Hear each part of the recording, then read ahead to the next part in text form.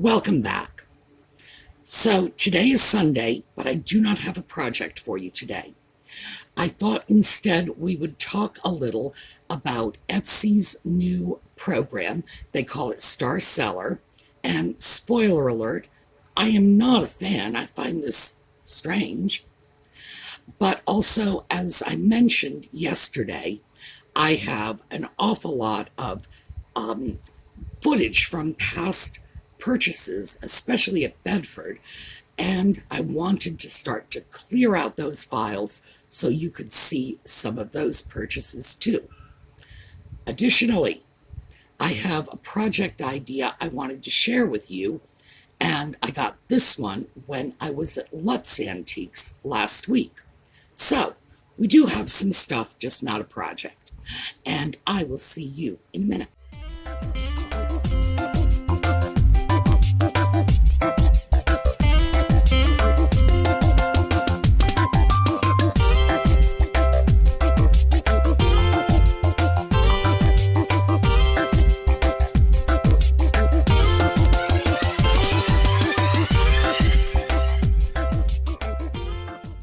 Okay, let me start with the possible project. And I'm just going to show you the film I took at Lutz. And you let me know if you would like to learn how to do something like this type of lampshade. Much more involved than the one we did last week, but I know that there are plenty of you out there who would love a nice Victorian lampshade, and meantime, of course, we all know how expensive they are. You can get a Victorian lampshade just by making one, and it's a lot easier than you think. So take a look at this, and then in the comments, let me know if this is something you would like me to pursue for you. All right, we have a very elaborate Victorian-style lampshade here. Now, this is new. This is not a genuine antique Victorian shade. But the reason I decided to grab a picture of this is because if you're interested, we could do a lampshade recovery on these lines. It wouldn't be as large and elaborate, but we could get the same general feel. And if you think that would be a good project, let me know. Now that lampshade is just huge, and the beaded fringe is very elaborate. If you're interested, I thought we would do a smaller version of it just to show you how it's done. Obviously less elaborate fringe, but we can do it. We can get that same general look. Basically, we're using the same techniques we would use last week on the mid-century modern shade. We just Victorian it. So, again, if that's something you'd like to see, let me know in the comments, because it's not difficult. And I know this is a style that a lot of you like.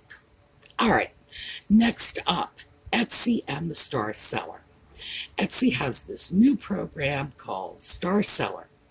And I don't know what it's all about. I don't know what's going to end up happening if you become a Star Seller. Who knows? It's Etsy. They just don't seem to be very happy unless they are telling their sellers how to deal with their buyers, and which is weird because they don't even really know themselves. And if you don't believe me, try getting customer service from Etsy. So here's the criteria they are using. Do you respond to your messages? Do you have good customer feedback? And are you shipping out on time? So let's start with messages. Oh, and I should also tell you, I am never going to make their Star Seller list. Never. Messages. I get messages all the time that I don't respond to. Solicitation messages. I get a lot of people saying, well, I do this or that, and maybe you give me a plug on your videos. And my usual response to that is, are you offering my viewers a giveaway prize? Because if they want me to put their information out to you, I expect them to give you something in exchange for the time you spend listening to somebody you don't even know about and you might not even be interested in. So that's my criteria. Are you offering my viewers a giveaway? Yes, we'll talk. If you just want me to plug your shop or your book or your whatever, no. I mean, thank you, but no. And I usually don't answer those messages.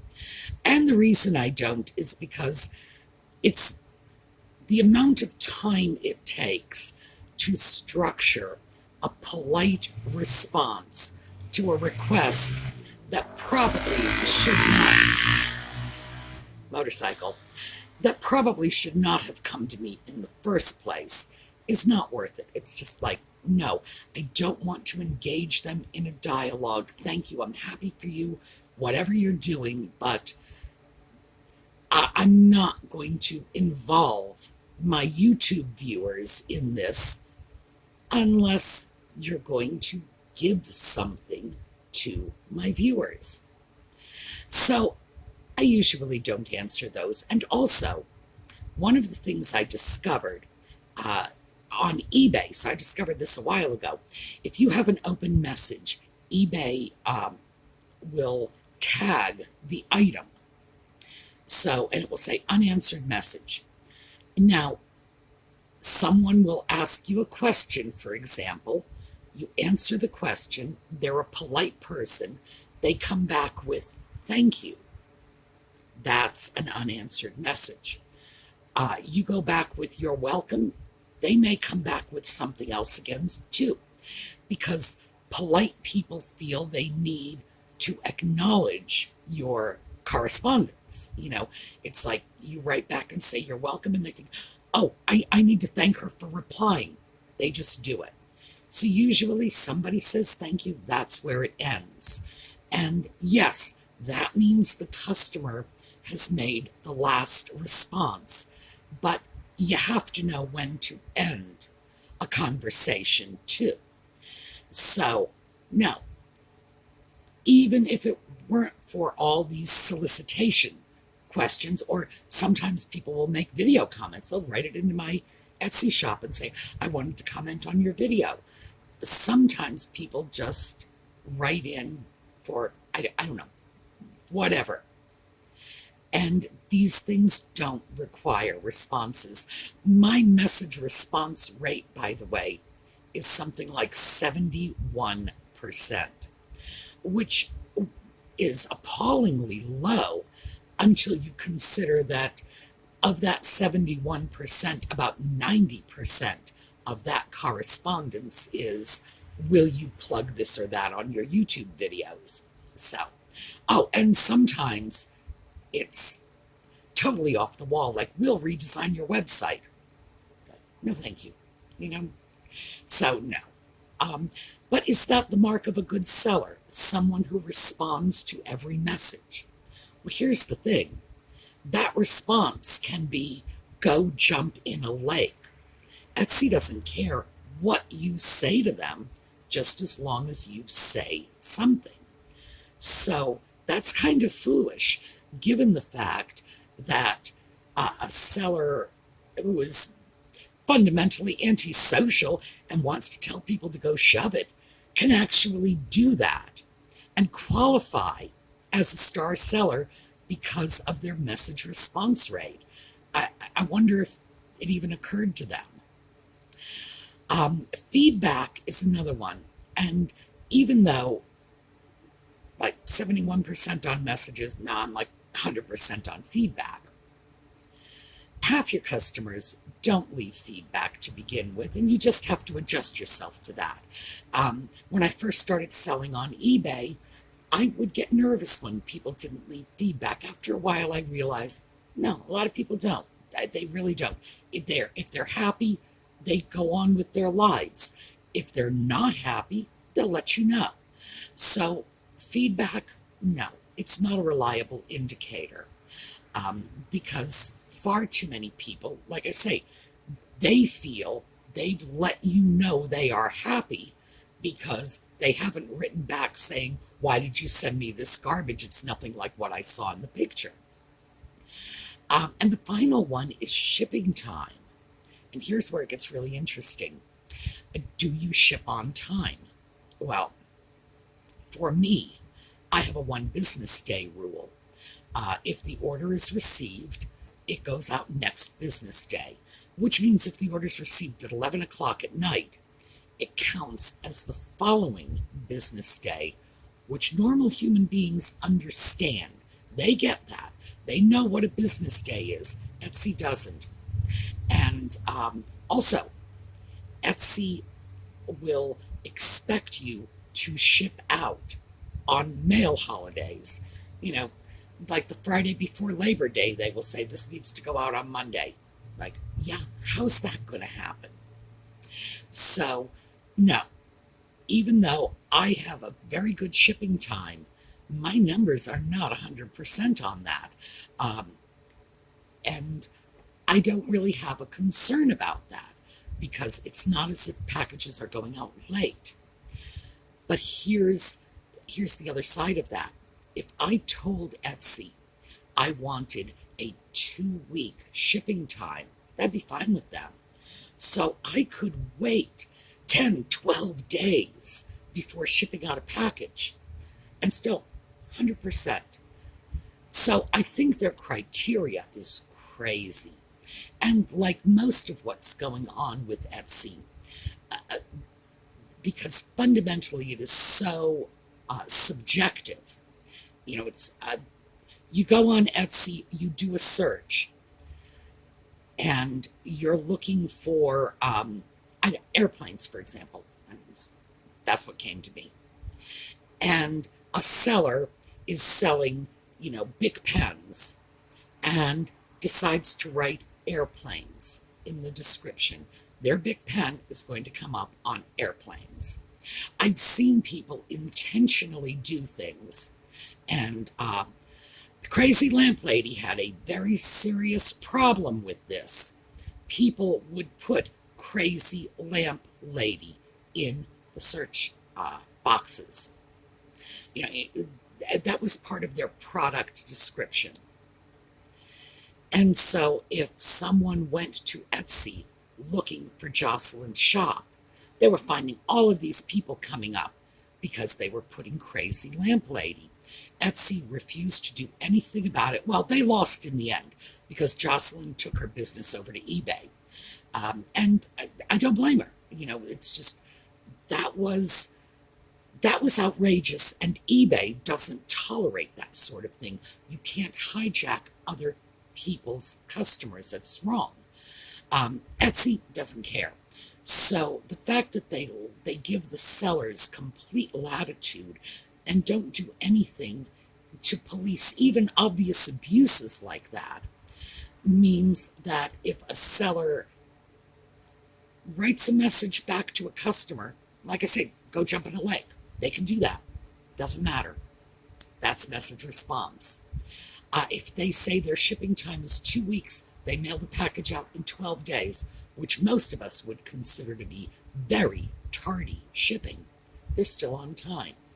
So, what can I say? I think the criteria is inherently flawed, but it goes back to Etsy's fundamental way of dealing with their buyers and sellers. They, in some ways, allow sellers far too much leeway. You can write anything you want in your product description, including totally deceptive things like someone else's business name or solid gold when it's not. And it will come up when people search. And Etsy doesn't have a problem with that. And in fact, they do have many sellers selling counterfeit items on Etsy.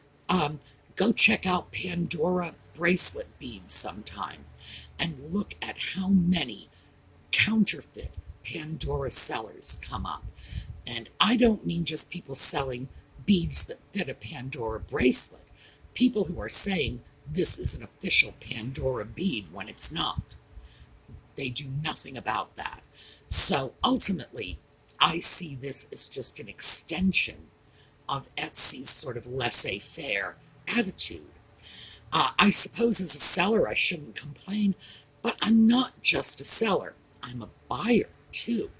And as a buyer, I expect them to at least protect me from fraudulent sales, from people who are attempting to misrepresent, intentional misrepresentation. So, that's my take on it. And keep in mind, this is my personal opinion. Other people may have their opinions, and in the words of the Queen, recollections can vary. So, that, like I say, is my take. Will I be on their list? Not a chance in the world. The messages alone are going to exclude me permanently, and I'm not changing my policy. I am not going to respond to messages that are sort of the email version of robocalls and attempt to get into negotiations with people for things that are of no interest to me and no interest to my viewers. It's a waste of my time. So that's my take on what's going on Etsy. Now, given the fact that that was overall pretty negative, and I don't like to be really, really negative, but just sometimes I just wonder, the people at Etsy seem to have their heads up their butts, because instead of making things easier for their buyers or their sellers, they seem determined to make things more difficult, and the things they should leave alone, they don't. The things they shouldn't leave alone, they do. What can I say? All right, let's get over to some pretty goodies. And because that was so negative, we are going to start off with, let's see where, here it is. This piece was a really nice find. So I'm going to start off with the prettiest piece I have in this particular batch. This is a mid-century Japan porcelain piece, and I paid over my limit for it, but I hope you'll agree with me that it's well worth it, and the right buyer is going to want this piece, and I can still keep it affordable. It's not like I'm going to have to charge $50 for this, but it is going to let me get this piece into the hands of one of my buyers. And, I can be a little territorial about that. I can go in to some of these places and say, nah, that's got to come home with me. Even if I have to sell it at a loss, I want my buyers to get it. So take a look at this.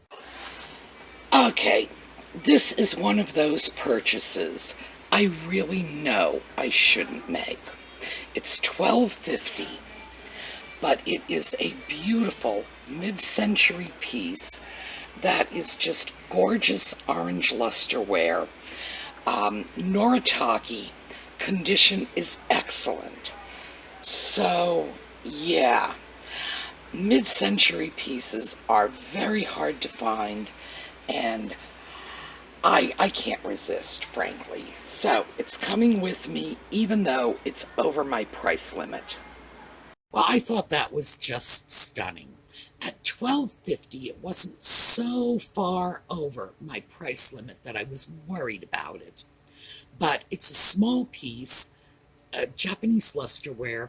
A little plate like that usually doesn't go for so much, but a little plate like that isn't usually that mid-century triangular shape and that bright orange. It's usually just not quite that mid-century.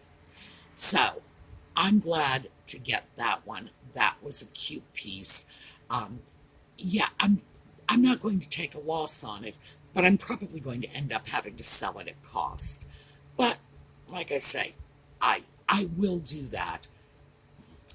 Oh, just because I want my buyers to have it. It's just I extend my greediness to my buyers. It's like, no, no, us, nobody else. Next up, this is from Paul's booth, and I picked this up maybe a month ago. Just a set of cute little pieces. Again, this was a little on the high side, not outside my budget, but it was a little high for what it was.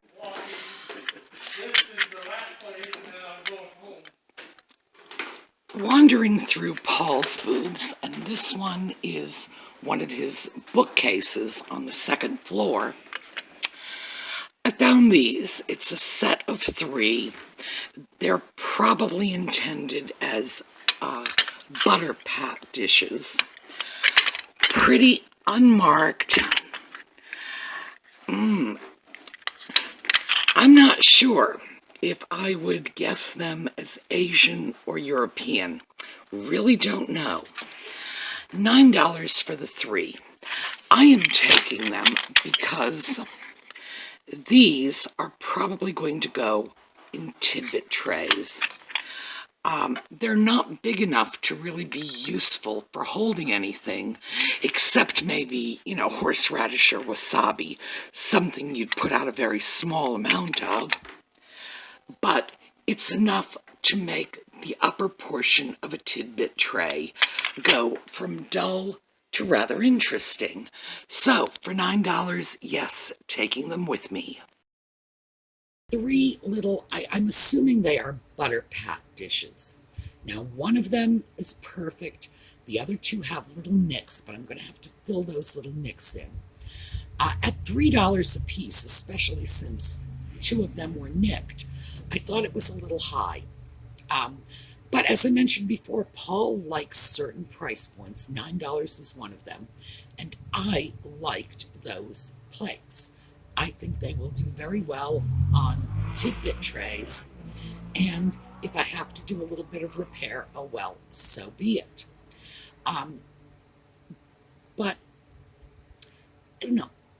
I'll have to think about how I feel about that deal once I actually start putting together the Tidbit trays. If it turns out that those little shell pieces really make the tray, then I'm not going to feel like I overpaid.